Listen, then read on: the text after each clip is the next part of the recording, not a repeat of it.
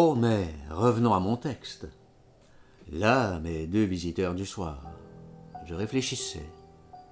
S'ils sont venus, c'est que tout va mal, que mon heure X est plus loin. Le débarquement tout proche, mon massacre. Ils viennent pour enlever le plus précieux, faire leur petit choix, se servir avant la ruée. C'est naturel, de vieux amis qu'ils arrivent avant la foule. Mais pourquoi Marcel n'est pas venu?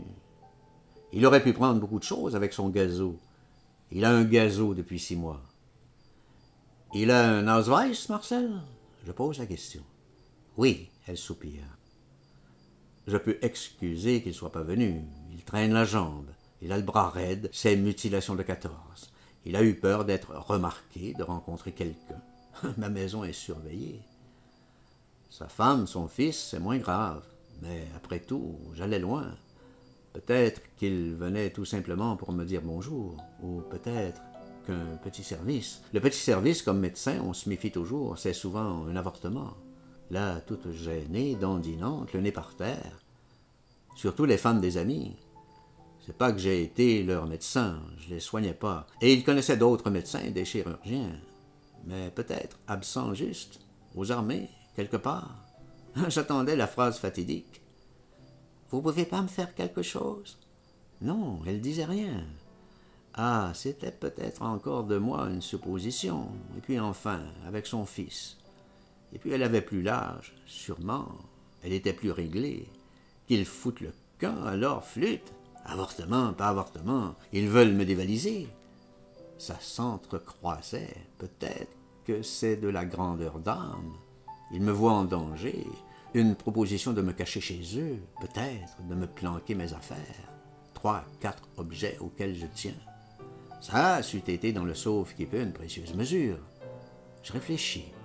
4 ans plus tard, là, en cellule, d'après la leçon des événements. Absolument passe. C'eût été bien qu'ils emportent Clémence et son fils. Voleur pour voleur, choisir ses voleurs, c'est déjà une satanée joie. Ils sont passés une bonne centaine, 5 ou 6 équipes successives à la cabriole de mes bois, libérateur, épurateur, vacuum cleaner, et patati, la vaisselle, le linge. Ils se sont torchés le cul avec tout. Et les rideaux, bien entendu, et tous mes papiers, toutes mes œuvres en cours. Le dernier en date, un certain colonel Moïse, a fait un enfant dans mon lit, j'en suis paré, bien entendu. J'étais riche, on le sait. Je peux gaspiller, je peux perdre. J'ai gagné près de 100 millions or avec le voyage.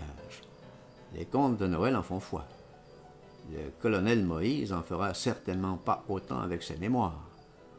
De Noël mourut de mes comptes, pour ça qu'on l'a assassiné. Il me faisait de trop gros revenus.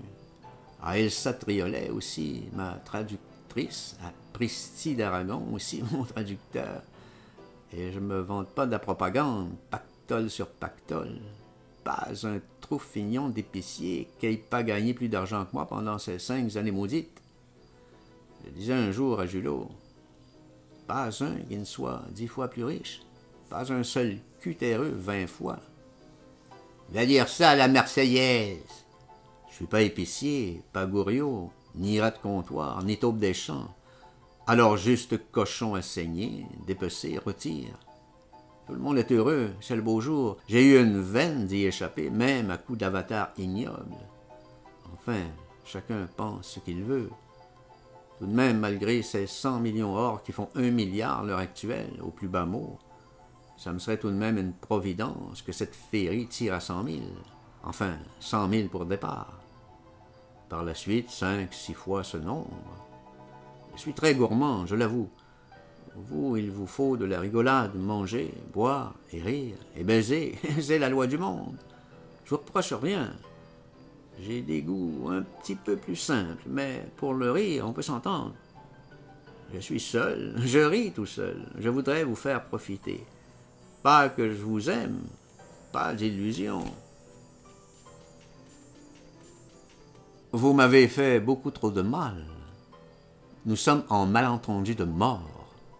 Mais je ris de moi, profitez-en, du con que je suis, l'endroit où je me trouve, la 86, pas clair, que je peux écrire à peine, le soupirail est bien trop haut, une humidité, des flaques, que votre méchanceté jouisse. Et Buchenwald flûte alors. Vous y avez pas été non plus. Vous êtes un commenteur, voyeur. Il y en a plein les courses de taureaux, mais eux, ils se posent vengeurs de rien. Ils viennent voir l'agonie, c'est tout. Si ça râle, ça saigne, souffre bien. Ils ont que la mystique juste d'être homme.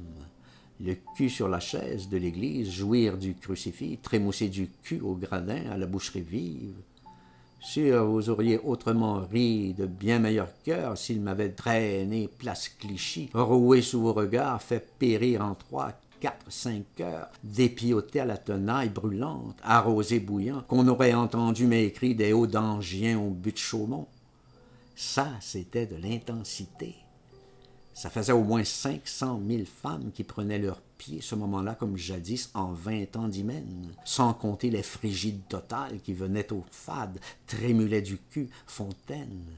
Pamoisaient, bramaient au bonheur, naissaient à l'amour, là, du coup, après toute une vie rêche et grise. C'est ça le martyre, le Golgotha, c'est les joies que ça donne. Jamais ça bande tant dans les couples, saccade plus extra, s'étreint l'âme, les fesses, les tétons, et que je te remords, les doigts de pied, hurle avec moi, camélia d'âme. Il parle de rien dans l'Évangile. Enfin, brièvement, je résume. Cette façon que j'avais de foutre le camp au moment précis, de m'enfuir à Baden-Baden presque 3 mois avant les autres. Vous n'êtes pas prêt de me pardonner. Je vous ai escroqué d'un sens et d'une façon que vous êtes sensible. Échappé de poteaux, de gibet. Il n'y a pas plus haïssable comme être. Du vrai péché irrémissible.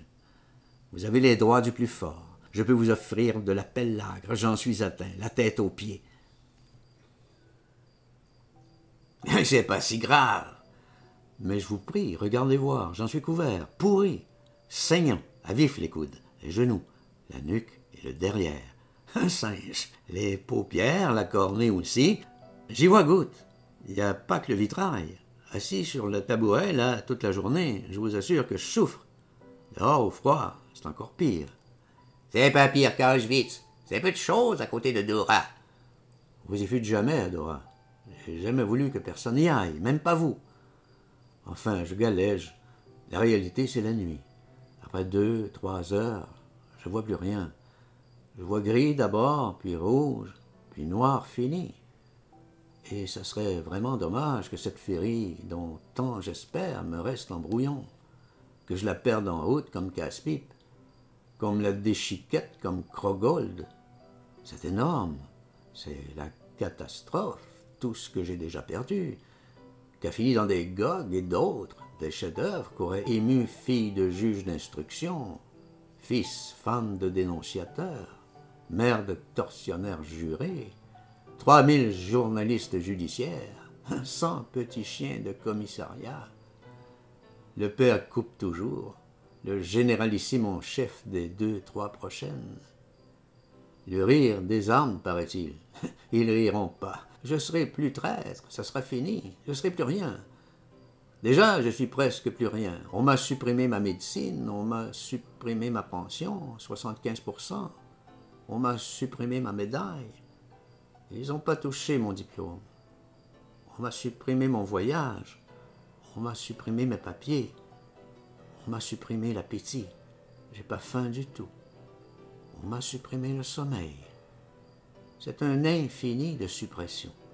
C'est même drôle que je m'exprime encore, que je m'adresse au monde de ces lieux obscurs. Il y a même plus que ça de drôle. La façon aussi que je lutte sur mon tabouret. Une lutte intime, évidemment, contre la nuit et la pellagre.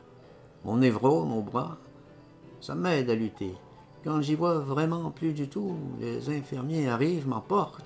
On m'injecte 3, 4, 5 ampoules. Je revois les objets, les gardiens.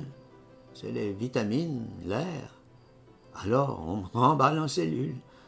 Je vois les barreaux en clair, énormes. C'est l'effet d'optique, le contraste. Ça dure 7, 8 jours de mieux, et puis c'est fini. Me revoilà aveugle. Et hop, transfert, 15, 20 ampoules, et re-écrou. Je serais à Fresnes, ce serait bien pire. Tout à fait d'accord. 20 mois de cellules, c'est rien pour vous. 20 ans non plus. Trempe de fer en a fait 30 ans. Le cas est célèbre après sa 4e chute. Il est sorti frais comme un ange. Il était mort sans le savoir. Soyons sérieux. À notre histoire. Le hic en pellague, c'est les dents. Elle tombe, c'est fini.